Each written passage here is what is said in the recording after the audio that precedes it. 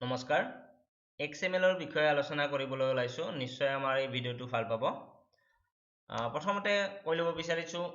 যে XML ৰ ফুল form কি ইয়াত স্ক্ৰীনত আপোনালোকে নিশ্চয় দেখি আছে এক্সটেনসিবল মাৰ্কআপ লেংগুৱেজ আমি আজি XML ৰ বহুত কথা আলোচনা কৰিম আপুনি যদি ভিডিঅটো সম্পূৰ্ণ শেষলৈকে চাই থাকে নিশ্চয় XML ৰ বহুত কথাই আপুনি বুজি পাব আশা কৰিম আপুনি সম্পূৰ্ণ শেষলৈকে ভিডিঅটো চাই থাকিব প্ৰথম কথা হৈছে আপুনি HTML জানিব লাগিব তো আমি XML জানিব লাগিলে আমি XML আৰু HTML ৰ পাৰ্থক্য জানিব লাগিব তো আজি আমি এই ভিডিঅটোত সেই কাৰণে XML আৰু HTML ৰ পাৰ্থক্যৰ বিষয়ে আমি আলোচনা কৰিম তো ইয়াত স্ক্ৰীনত আপুনি নিশ্চয় দেখি আছে তো XML ব্যৱহাৰ কৰা হয় ডাটাবিলাক ষ্ট'ৰ কৰিবলৈ কেৰি কৰিবলৈ আৰু এক্সচেঞ্জ কৰিবলৈ যিবিলাক ফাইনেন্সিয়েল কোম্পানী আছে বা ই-কমাৰ্চ কোম্পানী আছে তেওঁলোকৰ ৱেবছাইটত ডাটাবিলাক ষ্ট'ৰ কৰিবলৈ আৰু ডাটাবিলাক কেৰি কৰিবলৈ আৰু সেই ডাটাবিলাক এক্সচেঞ্জ কৰিবলৈ এই XML প্ৰগ্ৰামৰ ব্যৱহাৰ কৰে আৰু HTML টো ওয়েব পেজ বিলাক যে দেখিছো তাৰ যিটো ডিজাইন তো সেই ডিজাইন ডিসপ্লে কৰাৰ কাৰণে HTML প্ৰগ্ৰাম ব্যৱহাৰ কৰে তো নিশ্চয় গম পালে যে এটা ৱেবছাইটত HTML ৰ প্ৰয়োগ হ'ব আৰু XML ৰ প্ৰয়োগ হ'ব HTML কৰিব কি ওয়েব পেজটো ধুনীয়া দেখা কৰিব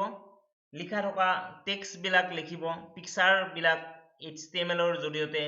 তাত দিয়া হয় কিন্তু তাত যিবোৰ ইম্পৰ্টেন্ট ডাটা থাকিব সেই ডাটাবিলাক XML ৰ জৰিয়তে তাত ৰখা হয় নিশ্চয় এইখিনি বুজি পাইছে তো এইবাৰ আমি ইউজাৰ ডিফাইন টেগ কেনেকুৱা সেইটো আলোচনা কৰিম তো চাওক এইটো এটা খুব গুৰুত্বপূৰ্ণ বিষয় তো আপুনি যদি XML জানিব বিচাৰিছে এক নম্বৰ কথাটো আপুনি ইয়াত জানি থওক যে XML ৰ যিবিলাক টেগ সেইবিলাক আপুনি নিজে ক্ৰিয়েট কৰিব পাৰিব যেনেকুৱা HTML ৰ হেড টেগ বা টাইটেল টেগ বা বডি টেগ বা HTML টেগ এনেকুৱা টেগ বিলাক থাকে HTML ৰ টেগ বিলাক প্ৰি ডিফাইন মানে আগতীয়াকৈ বনোৱা আছে আপুনি সেইবিলাক টেগে ব্যৱহাৰ কৰিব পাৰিব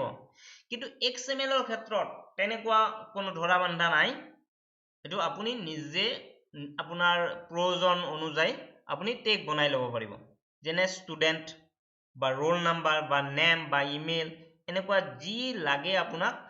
তাত টেগ বনাই ল'ব পাৰিব নিশ্চয় এইখিনিও বুজি পাইছে তো এইবাৰ এটা বেলেগ বিষয় আলোচনা কৰিম সেইটো হৈছে পিয়াৰ টেগ মানে জোড়া আপুনি যদি HTML জানে নিশ্চয় আপুনি এমটি টেগ পাইছে মানে কিছুমান এনেকুৱা টেগ থাকে য'ত এবাৰ লিখিলে হয় এটা টেগ মানে অন টেগটো দিলে হয় তাত আর অফ টেগ দিব নালাগে কিন্তু বেছিভাগ টেগ এনেকুৱা যে যদি আপুনি টেগটো অন কৰিছে সেই টেগটো পিছত আকৌ অফও কৰিব লাগে কিন্তু XML ৰ ক্ষেত্ৰত এইটো একেবাৰে কাঢ়া নিৰ্দেশ মানে এইটো মানিবই লাগিব আপুনি যে অন টেগ যদি আছে তাক অফ কৰিবই লাগিব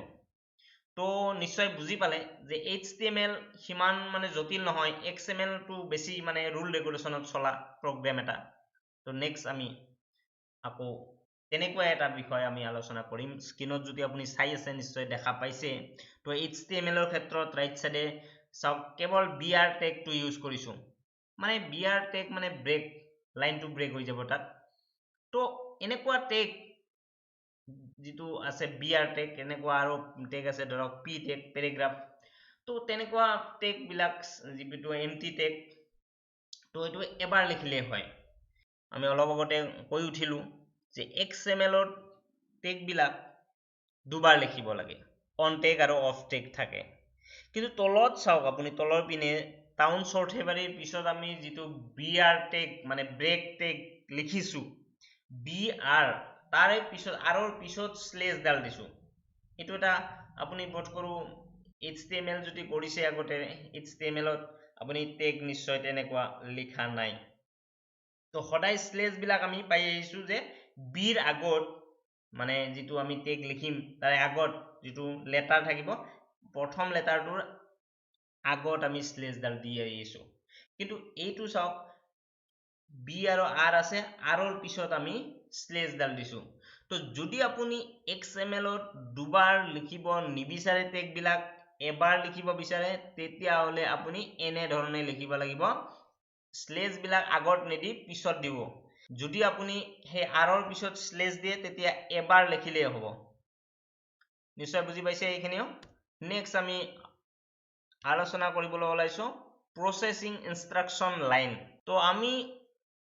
HTML যেতিয়া ব্যৱহাৰ কৰিছো তেতিয়া কোনো এনেকুৱা ইনষ্ট্ৰাকচন লাইন লিখা নাই ওপৰত কিন্তু XML ক্ষেত্ৰত আপুনি সদায় একেবাৰে আৰম্ভণিত প্ৰগ্ৰামটো লিখাৰ আৰম্ভণিত আপুনি এটা লাইন লিখিব লাগিব সেইটো হৈছে তো আপুনি XML কোনটো ভাৰ্সন ব্যৱহাৰ কৰি আছে XML বিভিন্ন ভাৰ্সন থাকে সেইবিলাক ভাৰ্সনৰ নামটো তাত দিব লাগিব মই স্ক্ৰিনত দেখুৱাৰ দৰে এনেকৈ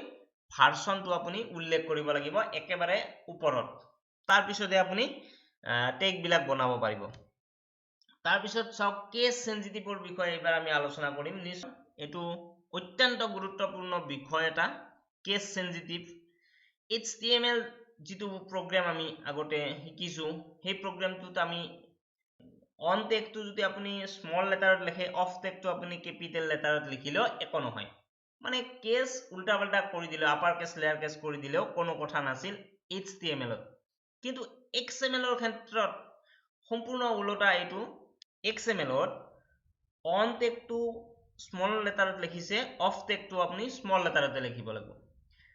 বা যদি আপুনি ক্যাপিটাল লেটাৰত লিখিছে অন টেগটো তেতিয়া অফ টেগটো ক্যাপিটাল লেটাৰত লিখিব লাগিব বা যদি শব্দটোৰ মানে টেগটোৰ প্ৰথম লেটাৰটো আপুনি ক্যাপিটাল লেটাৰত লিখিছে তেতিয়া অফ টেগটোৰ সেই প্ৰথম লেটাৰটো ক্যাপিটাল লেটাৰতে লিখিব লাগিব স্ক্ৰিনত নিশ্চয় দেখা পাইছে তো নিশ্চয় বুজি পাইছে এনেকুৱা ধৰণে আপুনি লিখিব লাগিব এটো খুব মানে এটা পাৰ্থক্য আছে XML আৰু HTML ৰ মাজত XML program লিখাৰ সময়ত আপুনি বেছি সাৱধান হ'ব লাগিব ইয়াত সব ডকুমেন্ট স্ট্ৰাকচাৰটো মই দেখুৱাইছো HTML আৰু XML ৰ ক্ষেত্ৰত নিশ্চয় দেখা পাইছে XML ৰ ইয়াত root tag আছে root tag টো আপুনি একেবাৰে আৰম্ভণিত লিখিব লাগিব আৰু একেবাৰে root tag টো তলত অফ কৰিব লাগিব হেনেকে child tag আছে root tag ৰ তলতে আপুনি child tag আৰম্ভ কৰিব লাগিব আৰু child tag টো সেই তলৰ যেটো অফ tag আছিল root tag এই root tag টোৰ ওপৰত আপুনি child tag টো স্ক্ৰিনত দেখুৱাৰ দৰে হেনেকৈ অফ কৰিব লাগিব আৰু মাজত হেইখিনি সাব চাইল্ড টেগ বিলাক লিখিব লাগিব স্ক্ৰিনত দেখুৱাৰ দৰে ইয়াত যে root লিখিছো আপুনি root লিখিব নালাগে আপুনি rootৰ জাগাত আপুনি এটা টেগ নিজাববীয়াকৈ আপুনি আপোনাৰ দৰকাৰী টেগ এটা বনাই ল'ব পাৰিব যেনে ধৰক আপুনি ষ্টুডেন্ট rootৰ জাগাত ষ্টুডেন্ট দিব পাৰিব আৰু ইয়াত চাইল্ড দেখিছে চাইল্ডৰ জাগাত আপুনি ৰোল নাম্বাৰ দিব পাৰিব ঠিক তেনেকুৱাকৈ সাব চাইল্ড হ'ব ধৰক ষ্টুডেন্ট নেম ষ্টুডেন্ট মাৰ্ক এইবোৰ সাব চাইল্ড হ'ব তো মুঠতে মনত ৰাখিব আপুনি মই যে root লিখিছো চাইল্ড লিখিছো সাব চাইল্ড লিখিছো এইবোৰ আপুনি শব্দ লিখিব নালাগে আপুনি সেই ঠাইত আপুনি বিচৰা আপুনি টেগ বিলাক বনাই তাত লিখিব লাগিব নিশ্চয় বুজি পাইছে কিন্তু তাৰ বিপৰীতে আপুনি যদি HTML ৰ টেগ বিলাকৰ কথা যদি আপুনি চাই তেতিয়া দেখিব যে ইয়াত অকমান ওলটা পলটা হলেও কোনো কথা নাই নিশ্চয় এখিনিও বুজি পাইছে এইবাৰ আমি নেস্টেড টেগস কি বস্তু হেতু আমি আলোচনা কৰিম নেস্টেড টেগো এটা খুব গুৰুত্বপূৰ্ণ বিষয় তো XML হৈছে কি নেস্টেড আৰু HTML নেস্টেড নহয় তো তাৰ অৰ্থ কি আপুনি স্ক্ৰিনত চালেই গম পাব যে HTML ৰ কথাটো যদি আমি চাও ইতিমধ্যে যেটো আমি প্ৰগ্ৰাম শিকিছো HTML তো এই HTML প্ৰগ্ৰামটোত চাও যদি আপুনি উল্টা পুল্টা কৈ লিখিব পাৰে এটাৰ পিছত এটা জাপ মাৰিও যাব পাৰে মানে কোনোবা এটা কিবা এটা কৰিব দিছে বোল্ড এটা টেগ আপুনি ইউজ কৰিছে সেই বোল্ড টেগটো অফ নকৰতে আপুনি এটা বেলেগ টেগো লিখিব পাৰে কিন্তু তাৰ বিপৰীতে আপুনি যদি XML ৰ কথা চাই আপুনি জাপ মাৰি এটা বেলেগ টেগৰ লৈ যাব নোৱাৰে যেটো টেগ আপুনি ইউজ কৰিছে সেই টেগটো অফ কৰিহে বেলেগ কাম এটা কৰিব পাৰিব নিশ্চয় এখিনিও বুজি পালে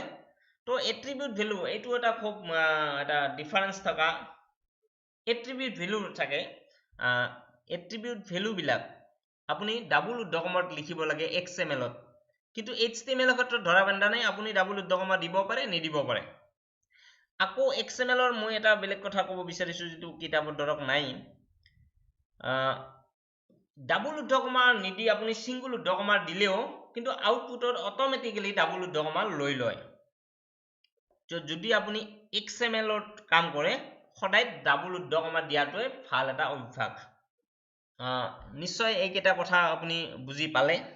যদি এইকেইটা কথা আপুনি বুজি পাইছে আমাক কমেন্ট যোগে জনাব যে আপুনি আমাৰ এই ভিডিওটো ভাল পালে নে বেয়া পালে যদি আপুনি কমেন্ট যোগে জনায় তেতিয়া আমি ইয়াৰ পিছত আকৌ পুনৰ ভিডিও বনাবলৈ উৎসাহ পাম আজিলৈকে ইমানতে এৰিলো লাইক কমেন্ট কৰিব আৰু পাৰিলে ভিডিওটো শ্বেয়াৰ কৰিব ধন্যবাদ